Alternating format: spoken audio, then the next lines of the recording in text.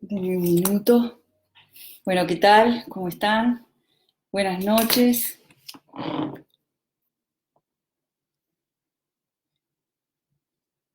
Buenas noches, gracias por la paciencia, por esperar.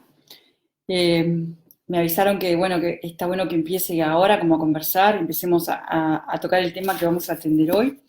Eh, lo primero que quiero hacer es un enorme agradecimiento por los miles, verdaderamente miles de mensajes que he recibido en estos días y que recibimos siempre Oscar y yo, y con otros compañeros también, como el otro día con la gente de comunicación, con Antonio Romano y con Pablo Martínez, también con Gonzalo Sibila, que tuvimos un muy buen vivo, y con Gabriel Mazarovich. Siempre recibimos mensajes, pero esta vez quiero agradecerlo especialmente por la enorme cantidad de mensajes de alivio, de alegría, pero también de reconstrucción de la esperanza que recibí en estos días cuando se sacaron dos artículos tan malos para Antel y para todos nosotros del proyecto de ley de urgente consideración. Eh, Fue importante, es importante recibir esos mensajes, y sobre todo porque sentí que entre nosotros nos estábamos reconociendo de vuelta como, bueno, como el colectivo que somos, ¿verdad? Acá no se trata de personalismos ni de heroísmos, acá es una gran gesta colectiva en la que cada uno y cada una pone lo que puede, y siempre lo pone con todo el corazón, ¿verdad? Y con toda la cabeza. Así que muchísimas gracias por los mensajes. La idea que tenía hoy era explicar. Voy a tratar de no entrar en opiniones, y sí voy a explicar. Voy a tratar de explicar y voy a tratar de contestar preguntas. Hay un equipo que me está ayudando porque como estamos transmitiendo por todas las redes, también por una cantidad de redes de distintos sectores del Frente Amplio, a cuales les agradezco mucho. Bueno, por supuesto la 1001, la Amplia, el PVP, Casa Grande, el Partido Socialista, la 6009, en fin, una cantidad de compañeras y compañeros. Hoy estuve hablando con gente del interior que me pidió una mano sobre este tema, también van a estar con nosotros, creo que gente de Durazno, de Paysandú, así que, bueno, a ellos especialmente un gran abrazo. Bueno, son dos artículos, el número que tenían es 268 y 269. Y voy a leer una parte de los artículos que dicen así. Artículo 268, que se retiró de la ley de urgente consideración. El artículo dice ubicación compartida y uso compartido de la infraestructura. Y dice, no lo voy a leer todo, pero voy a tener que leer unas partes para que entendamos de qué se trataba. Los prestadores de servicios de telecomunicaciones podrán celebrar de manera voluntaria acuerdos entre sí para determinar las condiciones para la ubicación y el uso compartido de sus infraestructuras, en el marco de la normativa de promoción y defensa de la competencia. Esta parte no es necesaria porque esto ya se hace. A veces hay voluntad de compartir, por ejemplo, los sitios donde están las radiobases. Este artículo está pensado para eso. Este artículo. Pero esta parte sobra, porque eso ya se hace. Cuando se llega a acuerdo, y es natural en las empresas comprender que eso es una ventaja competitiva del que tiene el sitio. O sea que esta parte no es necesaria. Y después viene la razón que está detrás de este artículo. Dice, el Estado fomentará la celebración de acuerdos voluntarios entre operadores, hasta ahí está todo bien, para la ubicación compartida y el uso compartido de infraestructuras situadas en bienes de titularidad pública o privada. O sea que está hablando de todos los sitios. En particular, dice, con vistas al despliegue de elementos de las redes rápidas y ultrarrápidas de comunicaciones electrónicas. Se está refiriendo a la quinta generación celular. Ustedes saben que la telefonía celular empezó con lo que se llamó segunda generación, después tercera generación, cuarta generación, donde Antel fue pionera en América del Sur, fue la primera instalación de cuarta generación. Empezamos por Punta del Este y por el Cerro, en el 2011 o 12, no recuerdo bien. Y ahora viene la quinta generación, que son las redes rápidas y ultra rápidas. O sea que dice este artículo que quiere promover el uso compartido de sitios para el desarrollo de esto. Y después dice, la ubicación compartida de infraestructuras y recursos asociados a esta utilización también podrá ser impuesta de manera obligatoria a los operadores que tengan derecho a la ocupación de la propiedad, sea pública o privada. Y esta es la parte fuerte de este artículo. O sea, si yo soy el dueño de un sitio o tengo un contrato de arrendamiento con un sitio, entonces, perdón, voy a tener que silenciar el celular. Gracias, discúlpenme. Lo que está diciendo este artículo es que el Estado va a imponer de manera obligatoria, dice, también podrá ser impuesta de manera obligatoria a los operadores que tengan ya ese sitio, la obligación de compartirlo. Y esta es la parte nueva, verdaderamente, en el marco legal. Entonces, acá uno empieza a plantearse cómo es la cosa. ¿Por qué? Antel tiene el 54% del mercado de telefonía celular del Uruguay, después de un largo esfuerzo de competir. Y tiene alrededor de 1.500 sitios, o sea, un terreno donde tiene una radiobase. En realidad tiene más de una radiobase por terreno. Radiobases Antel tiene muchas más, pero sitios tiene 1.500. ¿Qué valor tienen esos sitios para una empresa de telecomunicaciones? Tienen el valor que Antel no va por ahí arrendando patios o terrenos. Se hacen estudios según la zona que uno quiera cubrir, que tenga cobertura celular. Se hacen estudios y se eligen las mejores zonas donde poner una torre o una antena, ¿verdad? Quiere decir que hay un estudio atrás y hay una conveniencia. Ese es el sitio que me sirve más. Y hay una negociación. Se suele negociar, porque generalmente son lugares, pocas veces son lugares del Estado, son lugares privados, se negocia un contrato. Después que se negocia ese contrato, Antel introduce mejoras en el lugar, generalmente siempre. Por ejemplo, trae buena alimentación eléctrica al lugar, ¿verdad? De una potencia importante.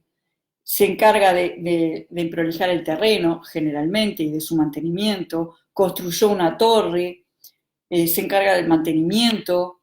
O sea que además, a lo largo de todos estos años, hay un valor que se ha ido acumulando, que es mucho más que lo que se ha pagado de alquiler, ¿verdad?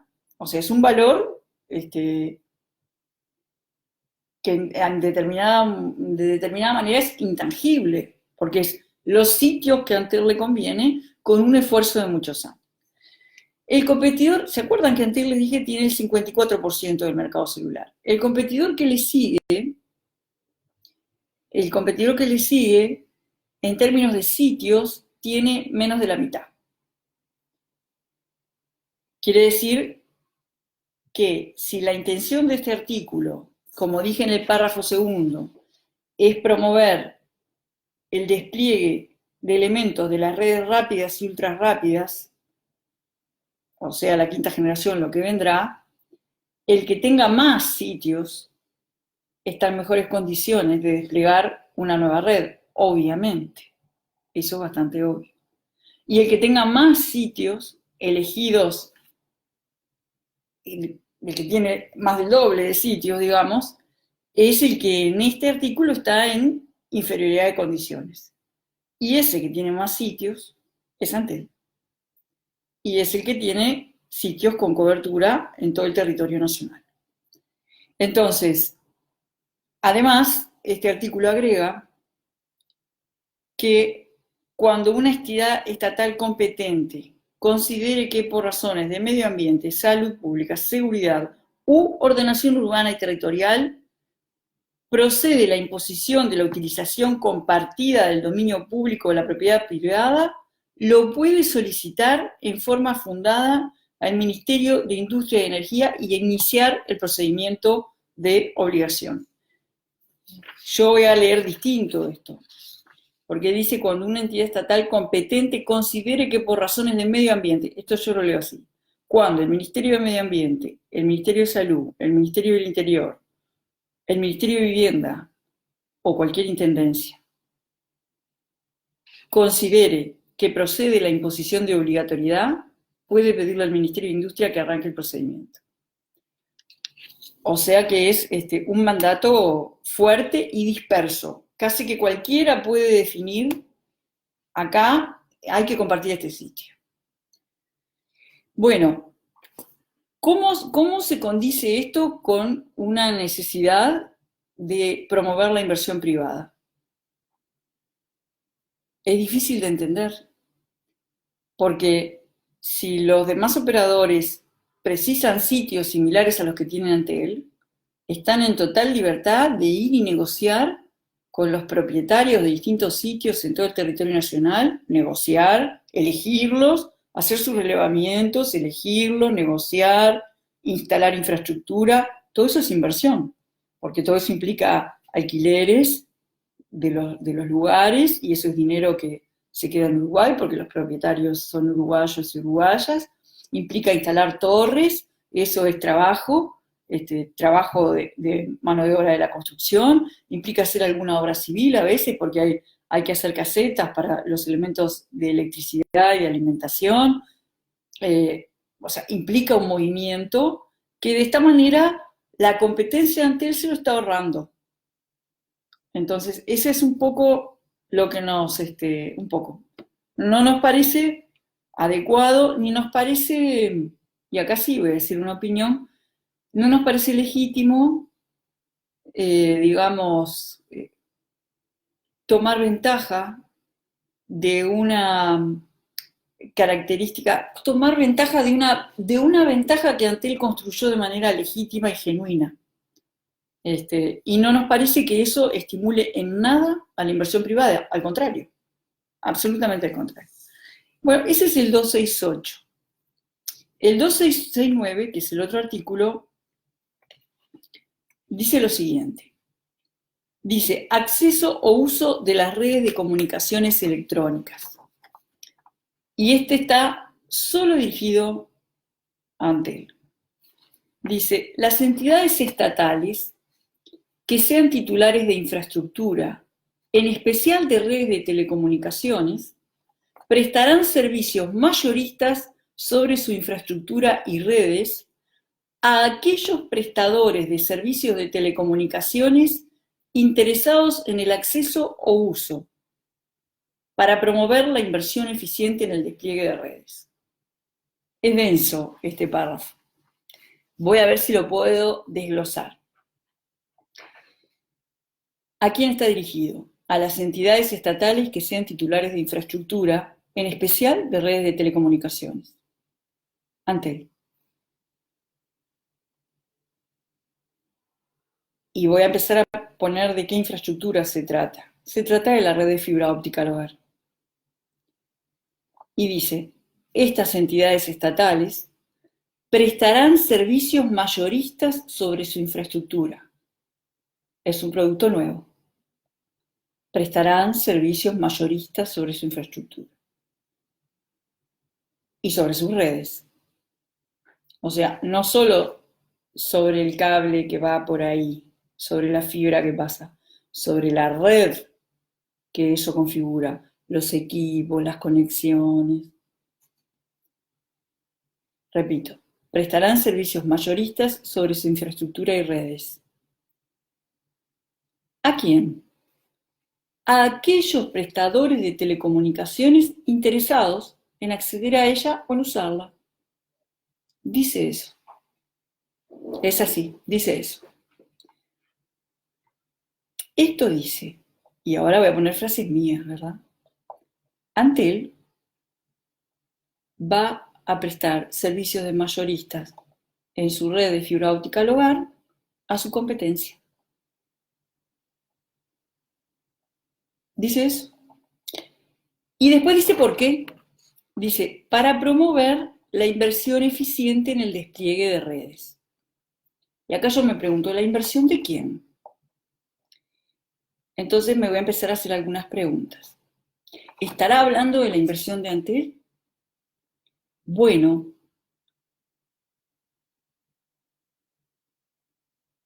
parece raro que sea así, porque Antel es una empresa que con todo lo que tiene que ver con la competitividad y la dureza del mercado de telecomunicaciones, ya no en Uruguay, en el mundo es así, lo durísimo que es competir, que hay que estar ahí todo el día, todos los días, inventando cosas y no parando con la inversión. Bueno, Antel ha mantenido su facturación en el entorno de los $1.000 millones y mantener la facturación en un escenario que cambia así es impresionante. Es un fenómeno que es mirado con mucha atención en el mundo.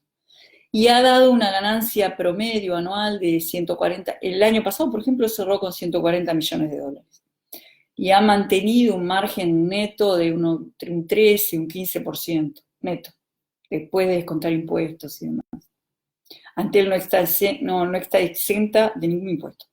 O sea, cuando una empresa privada invierte, descuenta en el IRAE, Antel no está exonerado de IVA, no descuenta nada.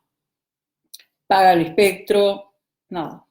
Bueno, después de todo eso, Antel da una ganancia de $140 millones. Por lo tanto, parecería que esto no fuera necesario para promover la inversión eficiente en el despliegue de redes, porque Antel ya es eficiente.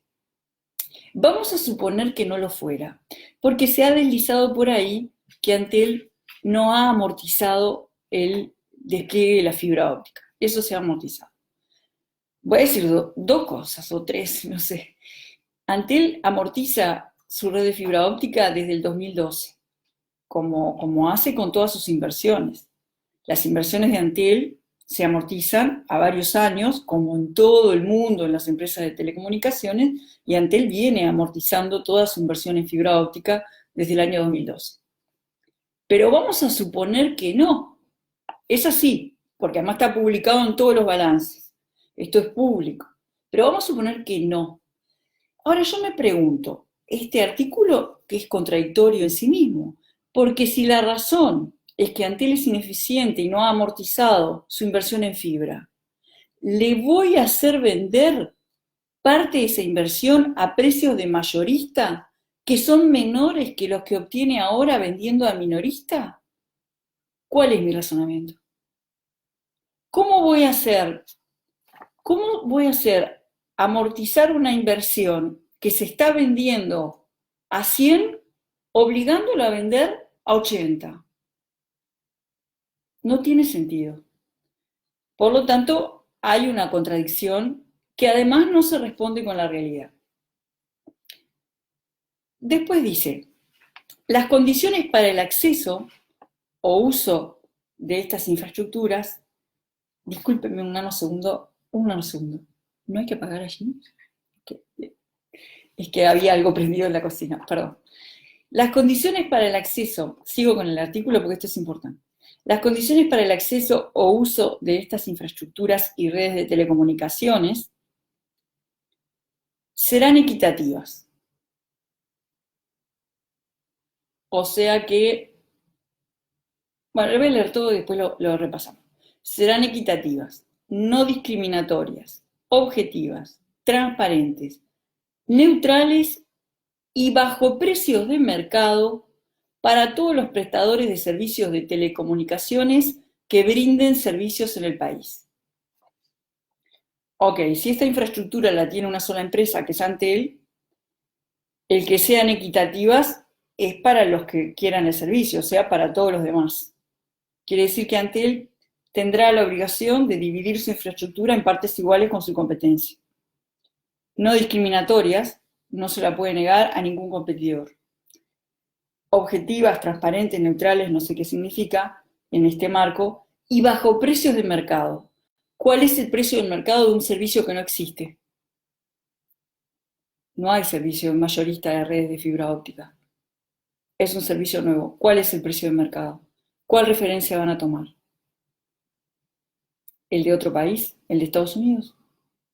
Si existe tal servicio. ¿El de España?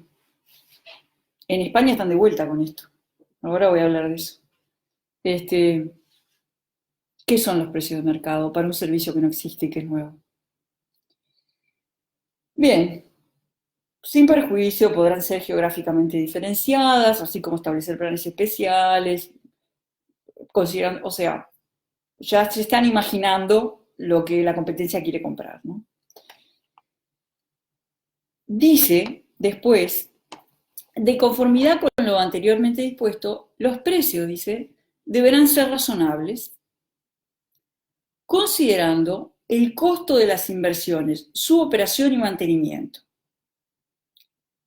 Y uno podría decir, bueno, ¿y esto por qué está mal? ¿Por qué no está bien poner que los precios mayoristas deberán ser razonables? Y ahora voy al punto que, considerando el costo de las inversiones, su operación y mantenimiento. ¿Por qué eso podría estar mal? Les voy a explicar, voy a decir por qué creo que está mal. Uno de los grandes diferenciales de Antel en el proyecto de fibra óptica al hogar es la eficiencia enorme que ha tenido la empresa en hacerlo con los menores precios posibles. Por ejemplo, hay una enorme cantidad de material al respecto de artículos académicos y demás, o de especialistas en el mundo. Por ejemplo, en el Reino Unido, el costo por hogar conectado es el doble que lo que es para Antel. Quiere decir que acá estamos penalizando la eficiencia de Antel. Porque le estamos diciendo, el precio que me pongas tiene que ser en función del costo que Antel obtuvo realizando múltiples compulsas, procesos competitivos intensísimos, con un gerenciamiento de proyecto respirándole en la nuca a todos los proveedores, dándole trabajo a un montón de gente de pequeñas y medianas empresas o de microempresas, o sea, laburando muchísimo. Antel logró precios por hogar pasado y por hogar conectado, costos para Antel, que a nivel internacional son realmente bajos. Ya les estoy diciendo, en algunos casos, como en el Reino Unido, el costo por hogar conectado a la fibra, no el precio que paga el hogar, el costo para el operador de telecomunicaciones o por hogar pasado es el doble de lo que ha sido por Antel. Y en la mayor cantidad de lugares, 1,5 veces. Quiere decir que acá se está tomando ventaja de la eficiencia de Antel. Al decirle a Antel el precio mayorista que pongas tiene que reflejar el costo que tuviste, se está aprovechando de la gestión eficiente de Antel, que logró un proyecto enorme de fibra óptica al hogar a mejores precios en un ranking internacional.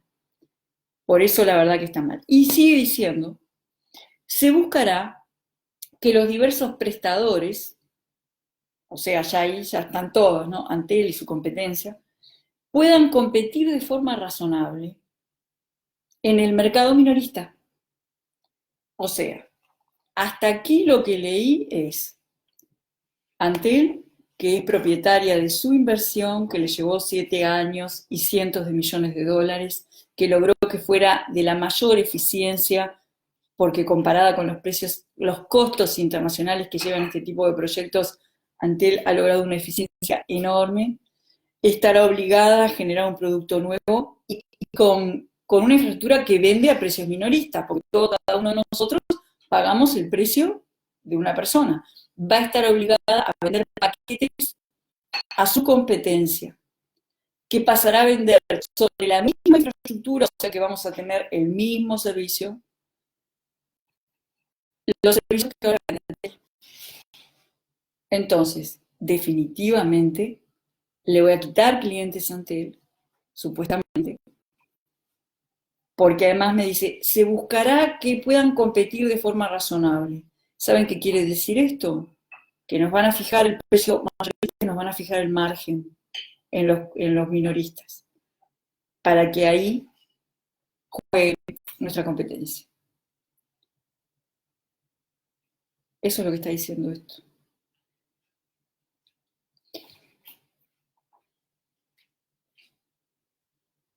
Bueno, después dice que no se podrán establecer derechos preferentes o exclusivos de acceso a dichas infraestructuras o redes en beneficio de un operador determinado o de una red concreta, salvo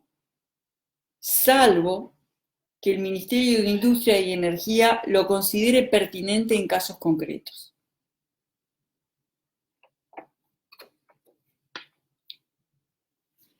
Más adelante dice que en caso de no llegar a un acuerdo entre los agentes de mercado, la URSEC va a resolver los conflictos que se susciten previa audiencia, dictando resolución vinculante.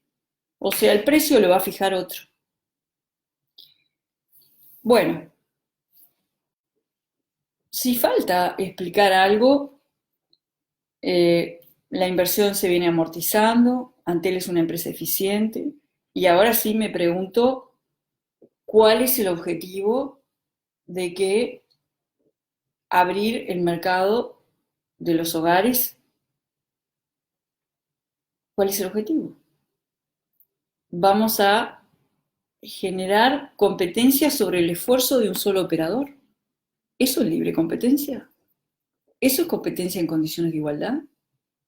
No es. Sin duda no lo es. O sea, voy a usar toda la infraestructura que construyó un operador para que le compitan otros operadores. Estas cuestiones, ahora voy a hablar un poquito de otras experiencias en el mundo. ¿Cuándo se utiliza la figura del mayorista en el mundo? Cuando no hay inversión, cuando no hay despliegue, cuando no hay fibra óptica al hogar. Hay que arranca uno y se le dice, bueno, hasta que vos no cubras el 10% de los clientes, el 20%, o no cubras tal zona, se establecen criterios. Generalmente un 20% de cobertura, más o menos. Hasta que no cubras eso, yo te voy a obligar a compartir la red con tu competencia, pero al mismo tiempo obligo a esa competencia a que también vaya construyendo su red. ¿Y saben lo que pasa? Cuando llega un momento en que la cobertura está entre el 30, 40, 50, ahí los propios operadores que invirtieron dicen, bueno, vamos a cerrar, vamos para atrás, ahora no comparto más. ¿En qué estadio está Uruguay? Uruguay está en el 84% de los hogares conectados a Internet. Tiene cobertura por lo menos del 84%. Casi el 100% de las empresas conectadas.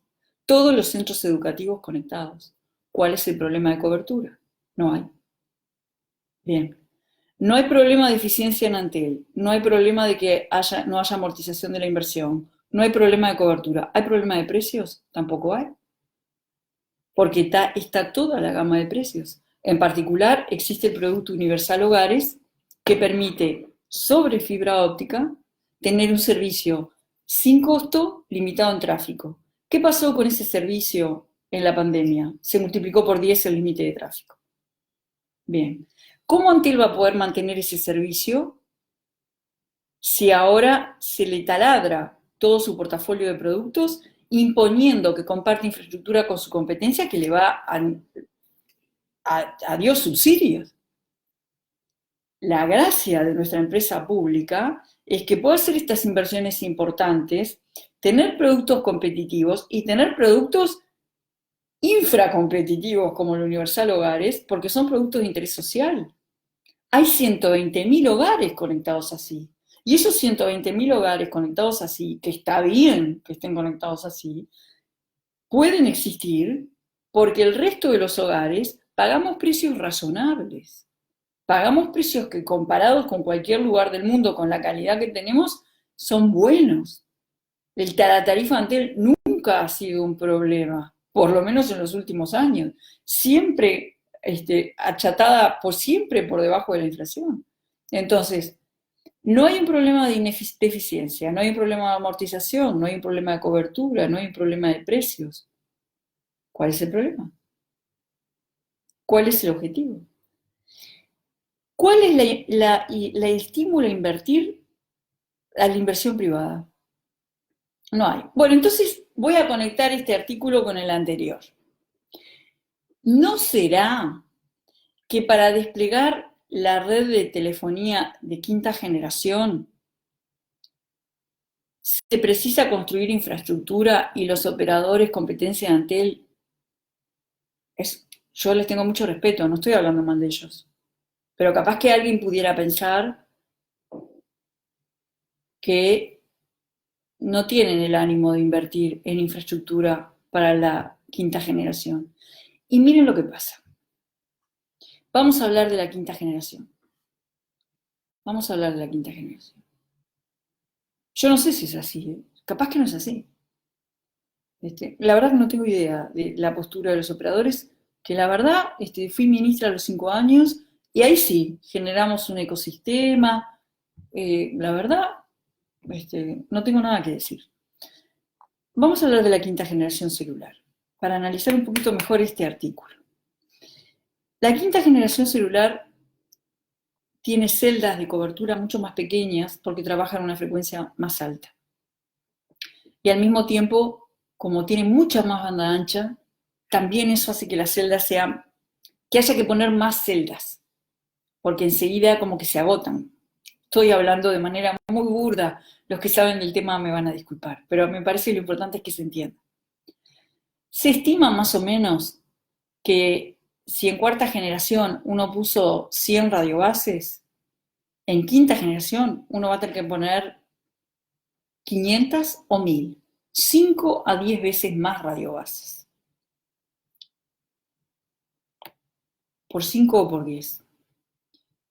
Y que tienen cobertura más chica. Entonces hay que poner más y más dispersas en el territorio. Por lo tanto, ¿qué se va a necesitar? Interconectar esas radiobases. Y como tienen tanta banda ancha, ¿con qué se interconectan esas radiobases? Con fibra óptica. Con fibra óptica. Y acá empieza a aparecer. Entonces,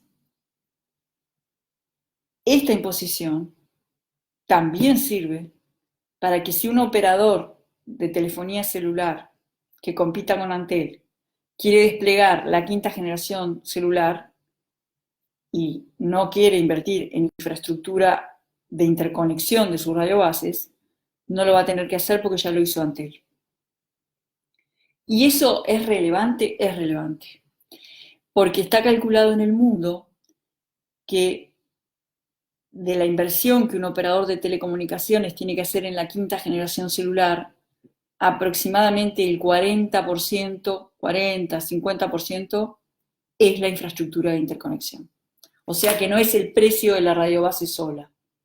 No es que multiplico el precio de la radiobase por la cantidad de radiobases que preciso y esa es la inversión. No. A eso le tengo que sumar otra parte igual, casi igual, que es la infraestructura de fibra que preciso para interconectar esas radiobases.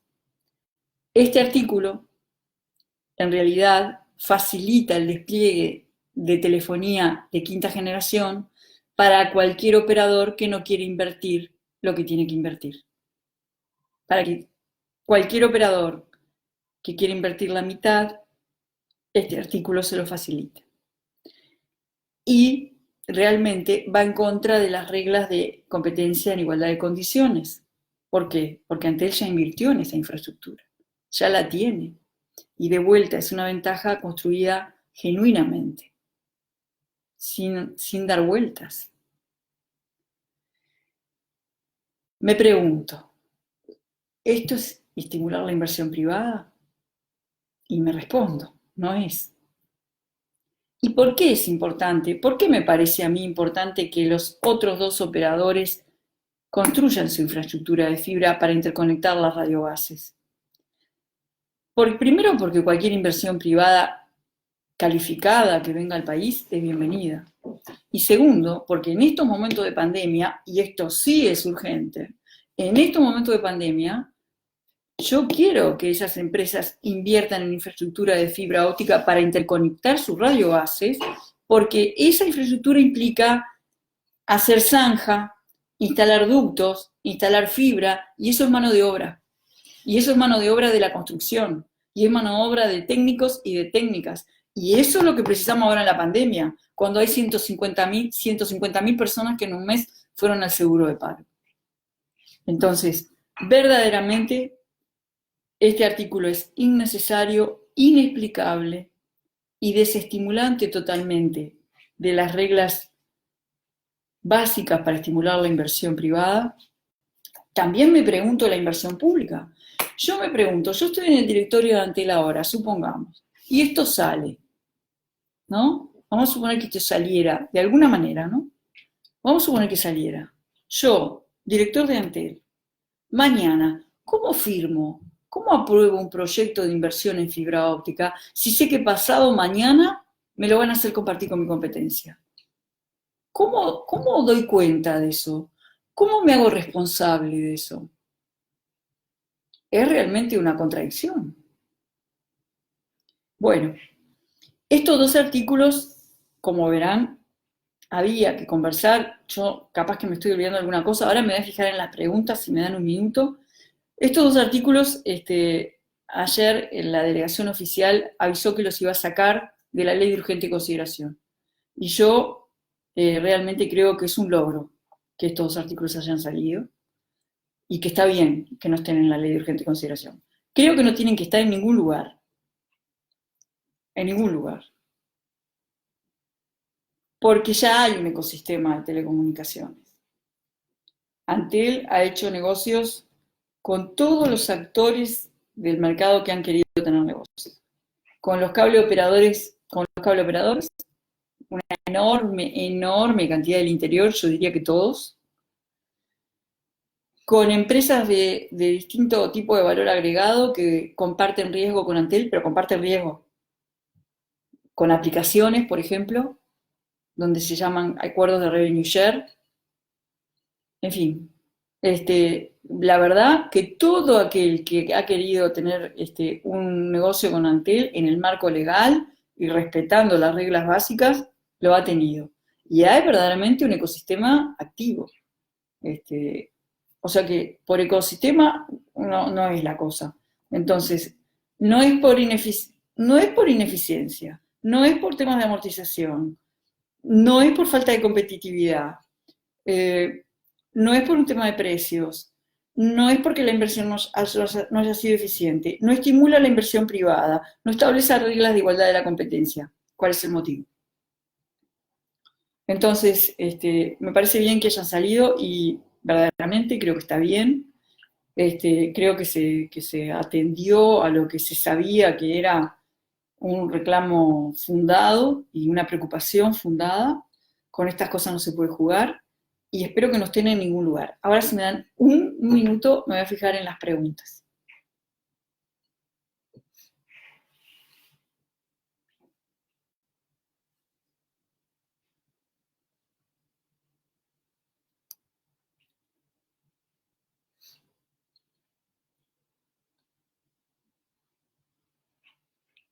Tenemos un problemita porque no me mandaron las preguntas, así que voy a tener que esperar un poquito más.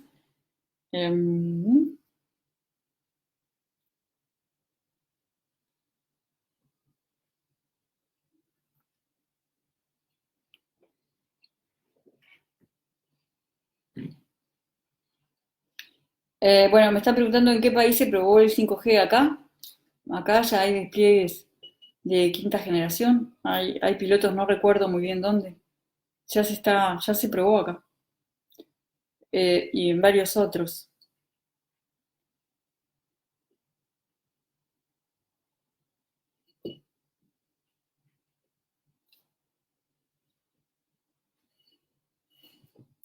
Me preguntan algunas características principales de la quinta generación. Lo que decía, una disponibilidad de ancho de banda muy grande y la necesidad de poner muchas radiobases la necesidad de tener una interconexión potente, y al tener una capacidad tan grande de transmisión, lo que permite es que uno pueda extender de manera masiva todo lo que tiene que ver con Internet de las cosas. O sea, no solo las personas estamos conectadas, sino que las cosas están conectadas, cosa que también ya estamos viviendo, y que vos puedas, por ejemplo, eh, prever comportamientos de la ciudad, anticiparte a cuestiones que van a pasar, porque si vos conectás, por ejemplo, medidores medioambientales en toda la ciudad, esos sensores pueden mandar información y detectar condiciones de cambio del aire en la ciudad en tiempo real. Podés también poner sensores en los contenedores y tener información variada en tiempo real con respecto a eso. Podés también tener sensores en todos los ríos y cuencas y tener un monitoreo en tiempo real de condiciones muy detalladas de los parámetros medioambientales. No sé, podés poner, ya hay sensores en Montevideo. Bueno, esos sensores pueden ir evolucionando y vos podés tener sensores de tráfico, muchas más. Bueno, las cámaras son un gran consumidor de banda ancha. Si no existiera la fibra óptica al hogar, no podrían existir las cámaras de seguridad que fue instalando el Ministerio del Interior. Entonces, todo lo que tiene que ver con aplicaciones que de alguna manera acerquen las ciudades y los pueblos en beneficio de la gente, necesitan de una gran capacidad de transmisión y de conexión, y eso es una de las grandes apuestas de la quinta generación celular.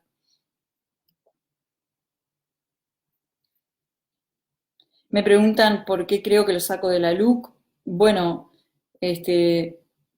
yo creo que se recapacitó, es mi opinión, no sé cuál es la realidad, que se recapacitó, que se vio que por toda la actividad que veníamos teniendo, lo que veníamos explicando, todos nosotros, ¿no? Este, hasta donde yo sé, y bueno, se consideró que no tenía que estar, lo cual me parece bien. Y además creo que otros partidos también dentro de la coalición objetaron este tipo de cosas y me parece bien que eso suceda. Me preguntan si lo ponen en la ley de medios. Espero que no. Las declaraciones han sido contradictorias hasta el momento. Lo importante es que entendamos de qué se trataba, también para entender los artículos de la ley de medios, porque esto también de alguna manera está puesto en la ley de medios en el artículo 48. De otra manera, pero está puesto también. De eso voy a hablar también en un momento, en algún momento próximamente. Pero es importante que entendamos lo que se estaba planificando para entender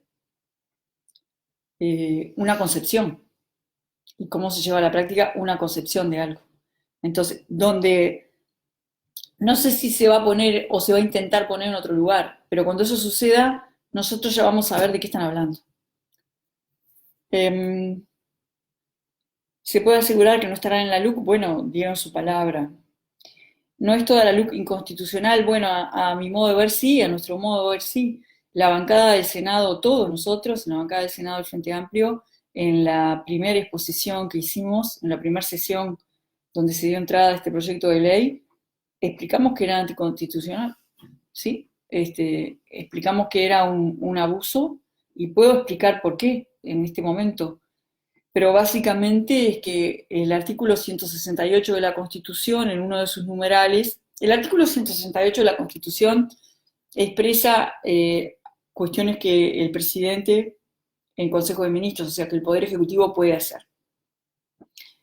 Y entre las cosas que expresa en uno de los numerales dice mandar proyectos de ley al Parlamento. Y dice que si los declara de urgente consideración, y dice la palabra declarar, si fuera declarado de urgente consideración, el Parlamento tiene un plazo perentorio de 45 días en una Cámara y 30 en otra, y algunos días más, a partir de lo cual, vencido ese plazo, la ley queda aprobada como esté. se vote o no se vote. Entonces es un mecanismo fuerte. Nosotros dijimos, este mecanismo fuerte, el ánimo, la Constitución dice, declara la urgencia. Lo declara, pero no constituye la urgencia. La urgencia tiene que ser un hecho objetivo, tiene que ser algo urgente.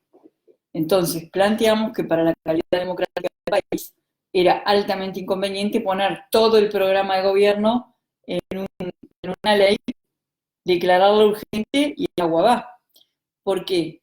¿Por qué es malo para la calidad democrática? Porque si fuera así la forma de gobernar, de acá en adelante, entonces cada gobierno que viene agarra, pone todo su programa de gobierno en una ley, la declara de urgente consideración, ¿y para qué precisa el Parlamento el resto de los 5 años? Y acá lo interesante de la democracia es que haya equilibrio y que los 3 poderes estén activos y que se necesiten mutuamente. Entonces, sí, nosotros planteamos que en su conjunto no respetaba el ánimo de la Constitución y que además nos parecía inconveniente para el buen clima democrático que nuestro país ha construido con tanto esfuerzo, con tanto sacrificio de tanta gente, con tanto sufrimiento, y que tenemos que seguir protegiendo y construyendo. Después me preguntan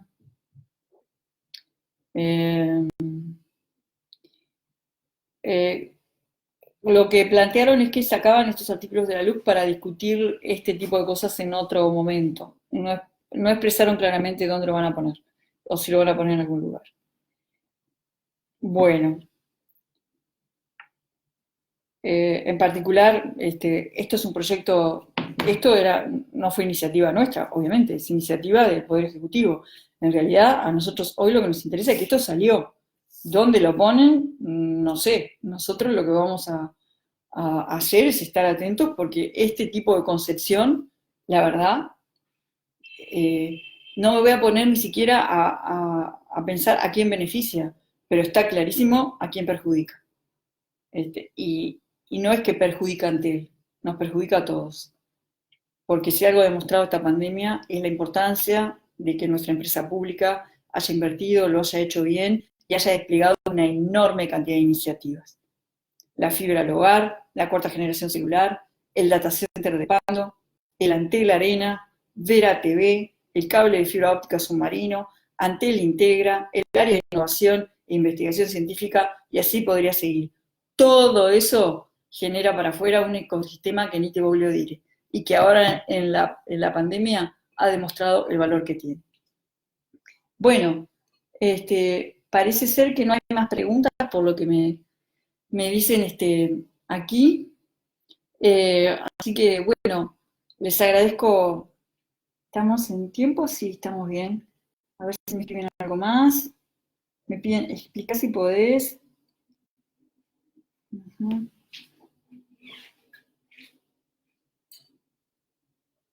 Y ya eso ya lo expliqué.